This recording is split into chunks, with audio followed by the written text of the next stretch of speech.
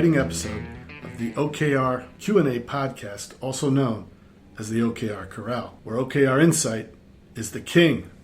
I'm your host, Tim Meinhardt, CEO of Atruity, an OKR consultancy headquartered in our nation's capital.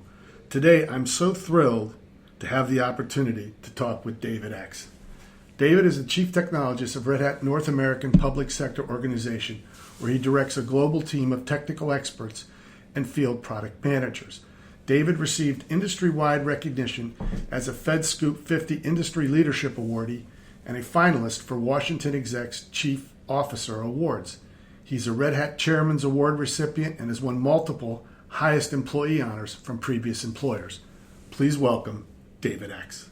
So Dave, tell our audience a little bit about yourself, who you work for, and some of your largest accomplishments. Hey Tim, thanks for having me on the show. Sure. So I'm Dave Egts. I'm the Chief Technologist of Public Sector at Red Hat. I've been at Red Hat for 13 years, and what I do is I lead a team of folks that are. We work a lot with our engineering teams and our product teams to make sure our products, open source products, are government ready. And I meet a lot with, and the team meets a lot with executives in the government, higher education, federal, state, local agencies to figure out what their needs and challenges are and make sure that the engine of open source in the areas where we lead factor in their requirements. And accomplishment-wise, probably my biggest accomplishment is having my daughter. It's very special to me. So if you Google her, her name's Lauren X, and she's all over the internet for a lot of the STEM work that she's done, a lot of Raspberry Pi stuff, just a computer nerd at heart, and just following in my footsteps, and I love her a lot. Very cool, Dave, very cool. So changing this to OKRs, what was your initial impression of OKRs, and when did you begin to kind of take a look at this for Red Hat? Yeah, it was a couple of years ago. I read a lot of HBR and things like that, and I saw this book that came out called Measure What Matters, and and it was written by John Doerr, who he was at he is at Kleiner Perkins now, the venture capital org, and he learned about OKRs from Andy Grove when John Doerr was a product manager at Intel, and he just really took it to heart and then brought it into his work as he left Intel into other jobs and everything, and saw it's like as part of the portfolio with Kleiner Perkins, and one of the small companies he was working with was a little company called Google. Right. And they really embraced it, and it's like I got into it, and it's like I know that my boss, who is a real mentor to me, and we're always looking for ways to always improve. I forget which of the Toyota people that said this, but there's no best, there's only better. Only better. It's like, how do you always continuously improve? Yeah. And I told Paul Smith about the book, and I'm like, hey, I think if this is good enough for Andy Grove, if it's good enough for Kleiner Perkins, if it's good enough for Larry and Sergey at Google, we should give it a look. And if we're not going to do it, it's like, let's consciously decide that we don't want to do it. And so, we started looking at it and everything, but, as I read it, it is one of those sort of lifestyle changes, especially in a field organization or a sales organization, because we could always get so wrapped around what is in quarter, especially when we think about sales and how people are incentivized and motivated, right? It's so a lot. There isn't a whole lot of long-term thinking, and when we started to get into OKRs, that forced us to take a step back and say, it's like, okay, why are we doing what we're doing this quarter? And where do we want to be with our long-term goals? And in order to get to our long-term goals, what do we have to do this year? And to get what we want to do this year, what do we have to do this quarter, and to figure out that roadmap. And OKRs have turned into providing that North Star for us in terms of what we do. When we wake up every day is for my team, it's government readiness, and and it's like everybody needs to get that tattooed on them. That's what right. we're going to do. That's our marching orders. That's what we focus on. And I know, Tim, you've been a real mentor with us with the OKRs too, and helping us lead the charge. Well, thank you. You have a gift for drawing the best out in people whenever you do your sessions, where, especially with a lot of nerds, getting them to talk, and you have a really gift. You have a great gift for that. We have lively conversations, no doubt, with your team, and it's always delightful to spend that hour or so pre-quarter to figure out what it is that's most important and what are we going to accomplish the next quarter. And if we had the best quarter we ever had, what would it look like? How would we describe it if we were at the end of the quarter having a beer or something together? And so I do get a wonderful kick out of talking with your folks. Let's talk a little bit about challenges for a second, Dave. Tell me, if you could, and tell our audience about what you found to be the biggest challenge with OKRs in your particular organization. I think that, like, challenge-wise, it is, it's unplanned work for a lot of people, right? Of like, oh, this is more work I got to do, or is this the flavor of the month? Dave read a book again, or Paul read a book again. And it's like, now it's like, right. Here's a new thing we're going to do, and getting everybody on board with it is really important. And having someone external like you, Tim, really helped us. Instead of like, well, let's just run the clock out, let it fail, or wait until Dave gets another book, and and then he'll get all hepped up on that. Right.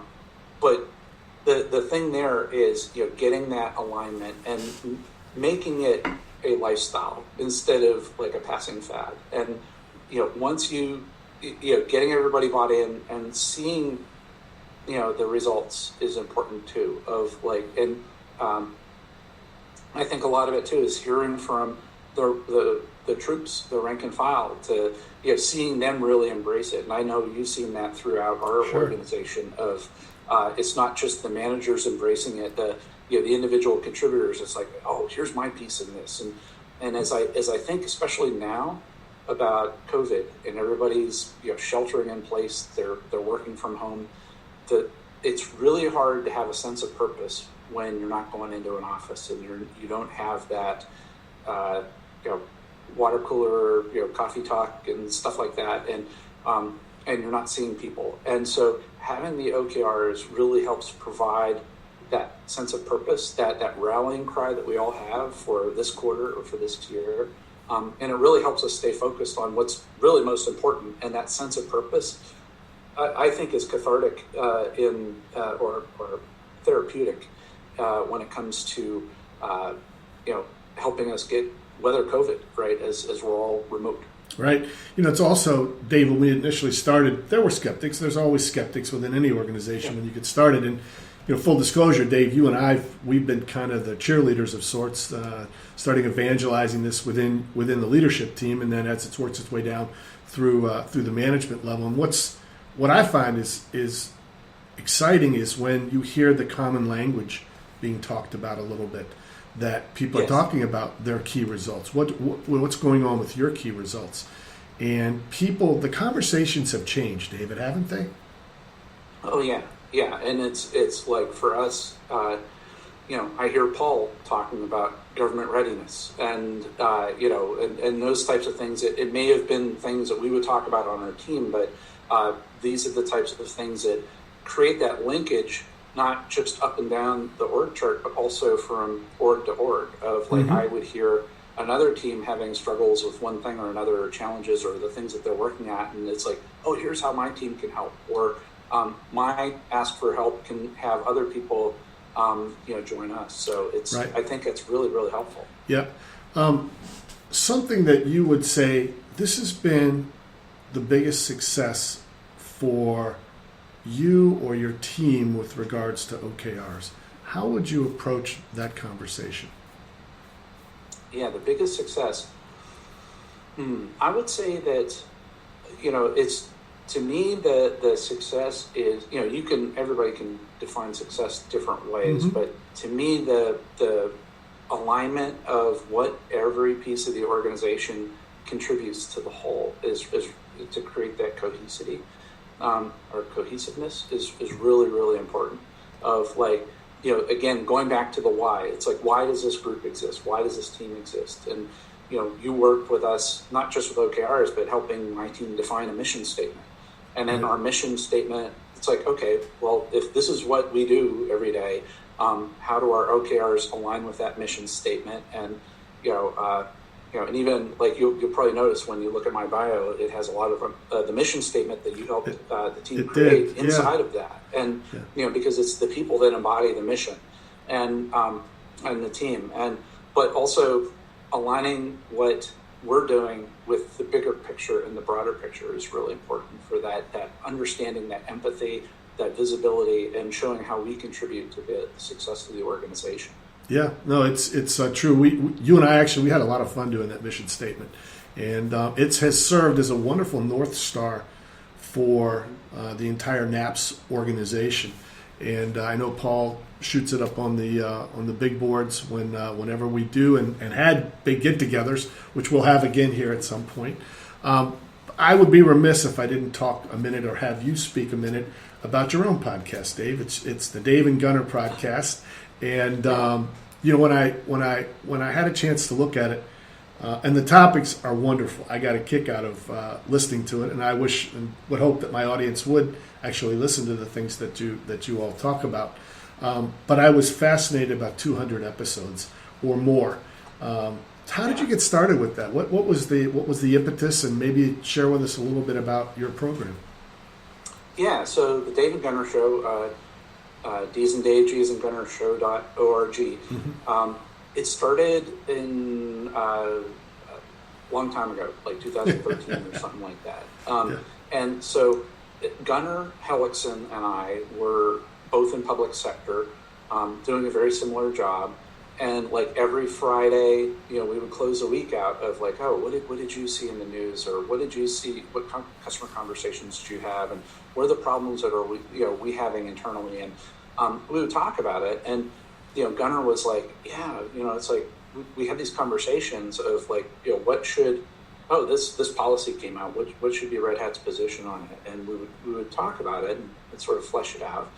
And Gunnar said that we ought to just record this and make it an internal podcast. And internal podcasts are hard to do in terms of protecting data, keeping it in the firewall, and making it accessible to people.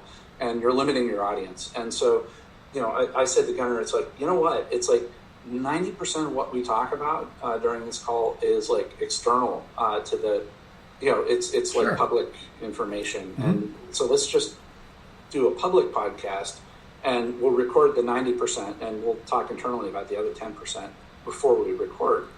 And that's how the Dave and Gunner Show began. And, a lot of it was talking about, started off talking about here's this new product that came out, and here's why it's cool at Red Hat and stuff. And it grew into a life of its own, ranging from, we would bring in people from Red Hat or from industry and interview them, whether it's Intel or people from, all over that we would be interviewing.